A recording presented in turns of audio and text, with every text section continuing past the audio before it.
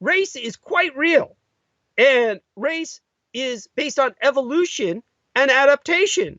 White people are white because they adapted to frigid environments where it's fucking cold and it was dark all the time and there's not much sun.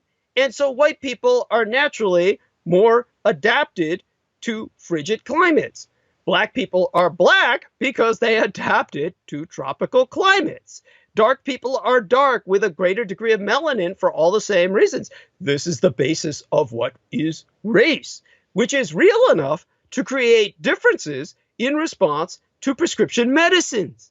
Now, of course, during all the time I was caring for my parents, they were, of course, prescribed medicines. And my mother, because of her race, responded to a medicine in a manner that almost killed her.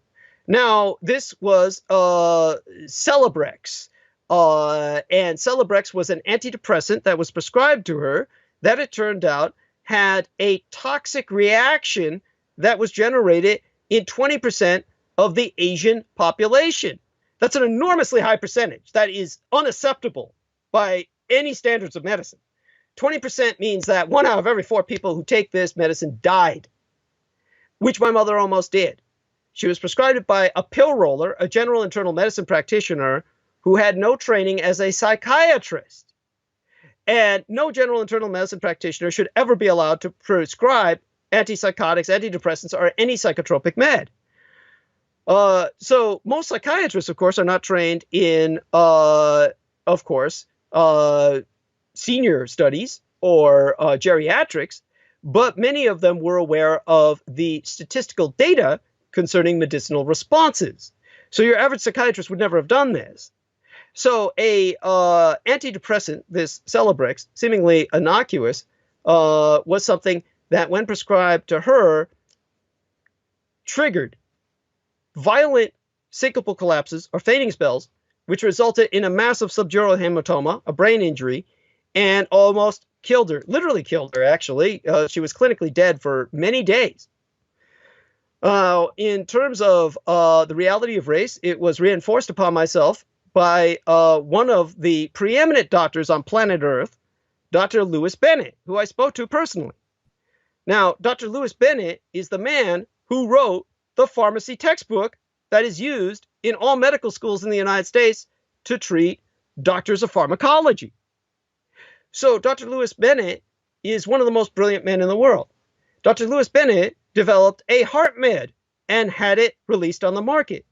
This is a lifetime achievement. This is like what makes a career, because most people don't realize there's very few medicines on the market.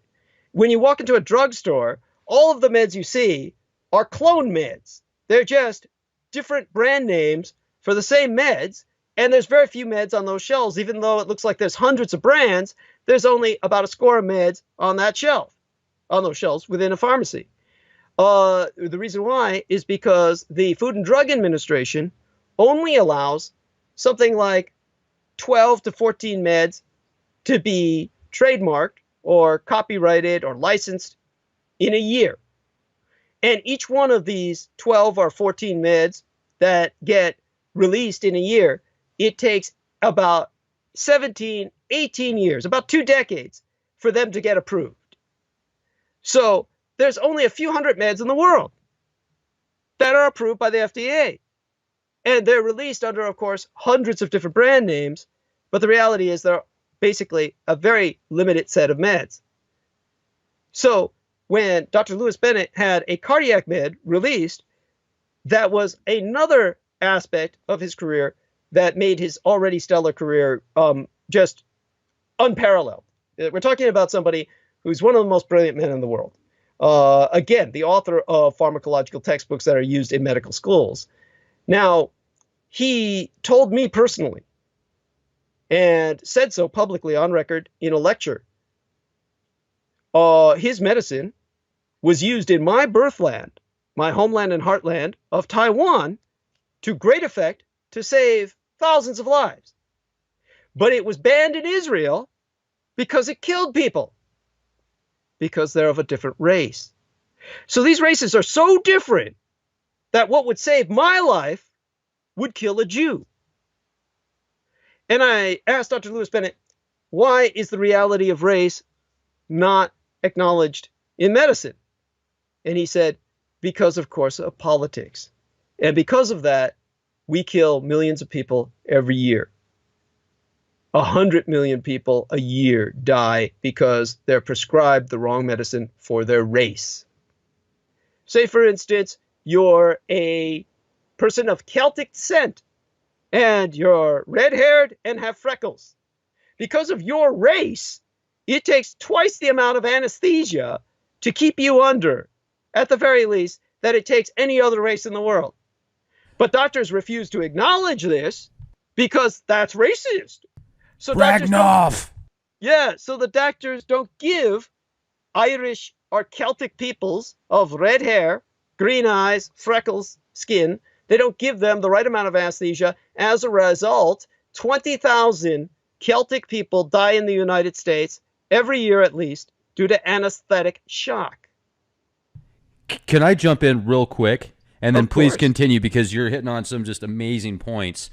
I've often wondered if the people at the very top levels that create certain drugs, not all of them, but some of them possibly, especially with the vaccines, many of them, I wonder if these guys know, okay, if we give this specific genome, these people with this particular blood type from this specific area because of their DNA, their genealogy line, this is going to have a specific effect on them. They're more likely to get autism. They're more likely to get a certain disorder or dis-ease because of their bloodline. And then maybe they orchestrate it systematically to take out the people that they feel are a threat to them. And you look at the native cultures around the world, I mean, talk about a bloodbath, and it certainly seems like they have been systematically destroyed